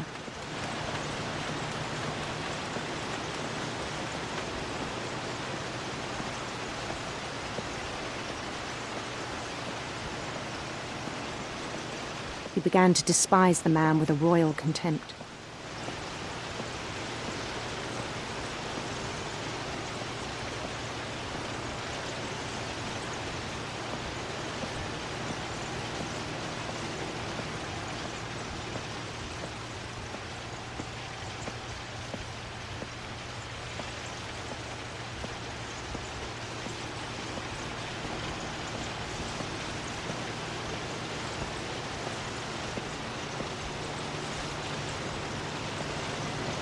I still thought I could save him. Even after he said he was being crowned king over all the lands of wonder. The palace would be packed with his companions.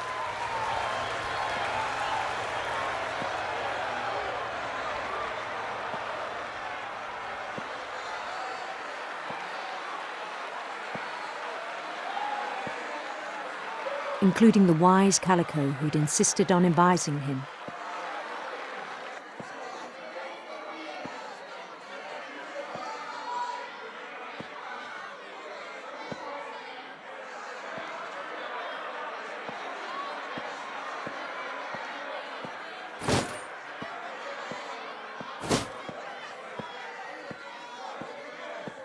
His queen waited, holding his crown.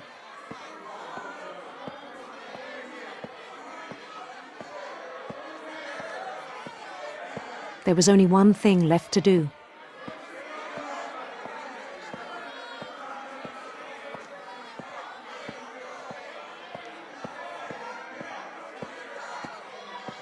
Bend down his head.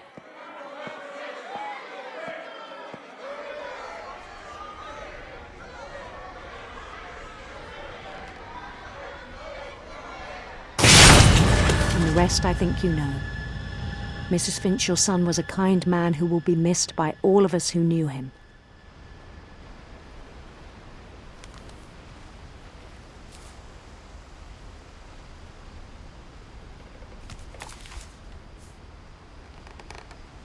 My brother was really cool.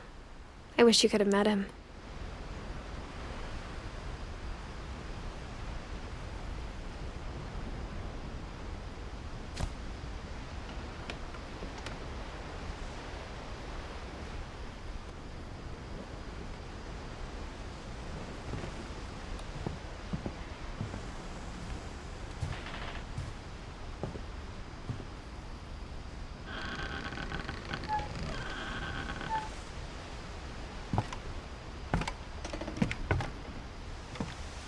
On the way back from Lewis's funeral, my mom told me to start packing.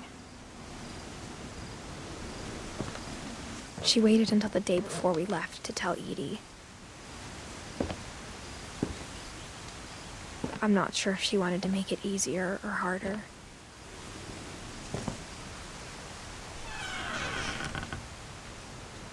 I wish we'd stayed.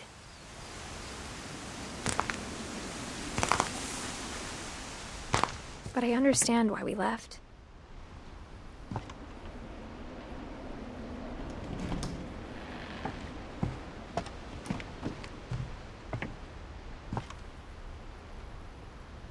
My mom ended up leaving everything behind.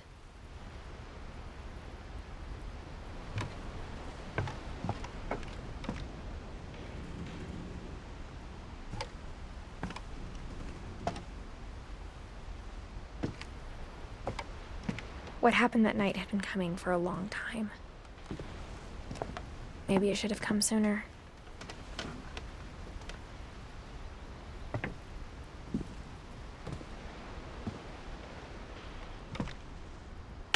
But it had to end one way or another. All that's left now is to tell you about that last night.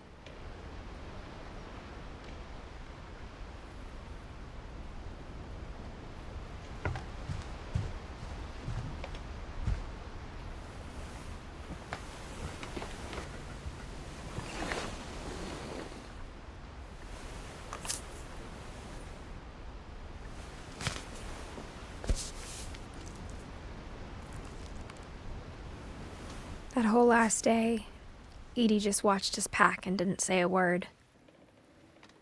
Until supper, when she raised her glass and said, "To our final night together, and all our final nights apart." Grandma, you know what I said about alcohol. Some of your medications are very Edith, specific. I left a present for you in the hallway. Why don't you go open it? The grown-ups have to argue now. I'm sorry, you're right. We're all leaving tomorrow. Let's just enjoy our last... I'm not leaving. Edith, you're excused.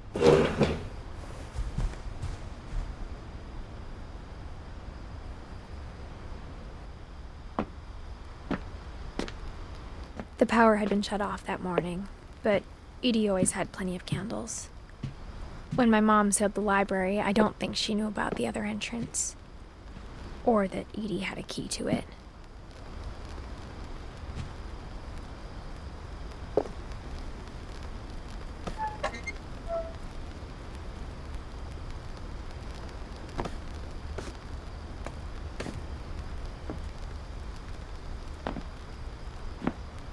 That thing you're afraid of isn't going to end when you leave the house.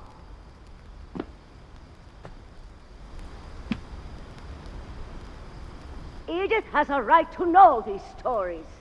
My children are dead because of your stories. I think it's best if Edith and I leave tonight.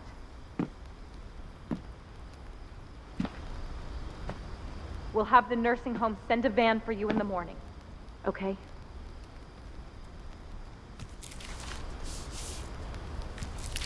Dear Edith, there's so many stories I wish I could tell you, but there's only time for one. This is about what happened on the night you were born. That night, the tide went way, way out.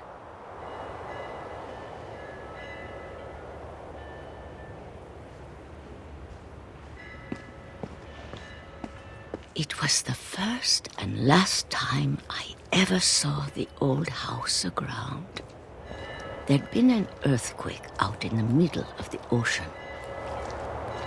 They called it the lowest tide in 1,000 years. God, it smelled awful. You know, I've seen that house every day of my life.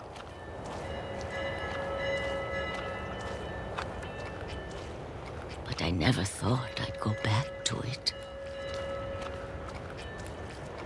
When the fog rolled in, I lost my way.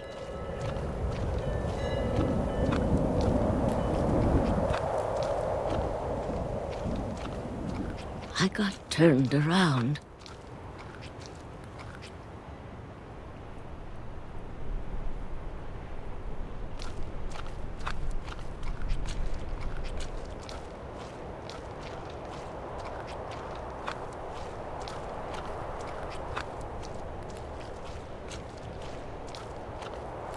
For a while, I wandered.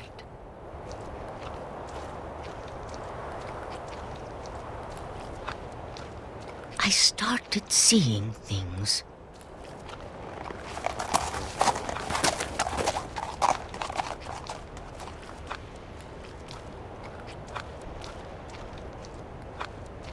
Things I'd forgotten had ever existed.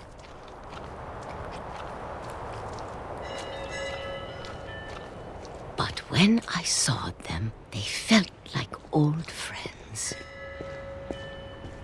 That night, a lot of things came back to me. Or maybe I came back to them.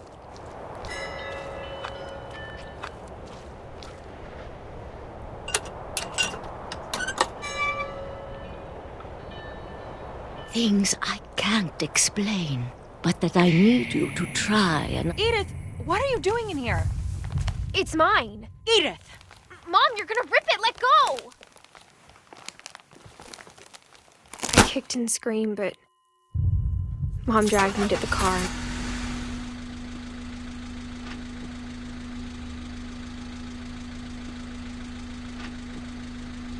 I never saw Great-Grandma Edie again. The next morning, the van came to pick her up, but she was already gone. After that, we moved around a lot.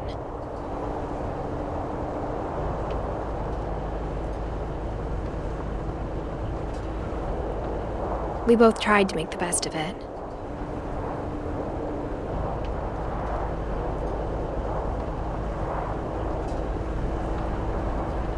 A few years went by.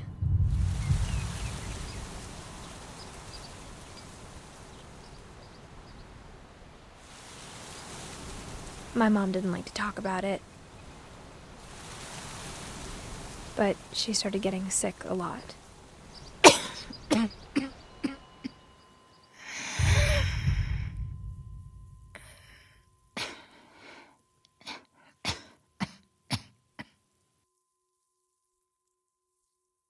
She got better for a while, and then she didn't.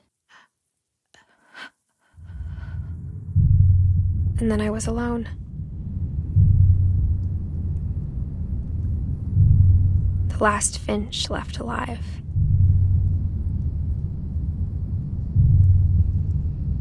Until I found out about you. I'm still not sure what to tell you about all this. If we lived forever, maybe we'd have time to understand things. But as it is, I think the best we can do is try to open our eyes and appreciate how strange and brief all of this is.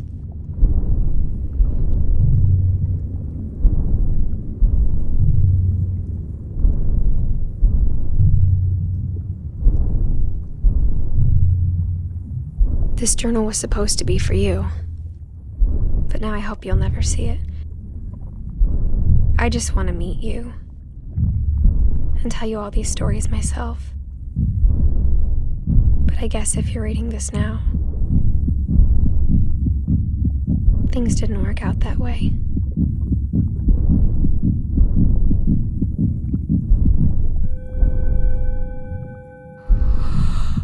This is where your story begins. I'm sorry I won't be there to see it. It's a lot to ask, but I don't want you to be sad that I'm gone. I want you to be amazed that any of us ever had a chance to be here at all. Good luck.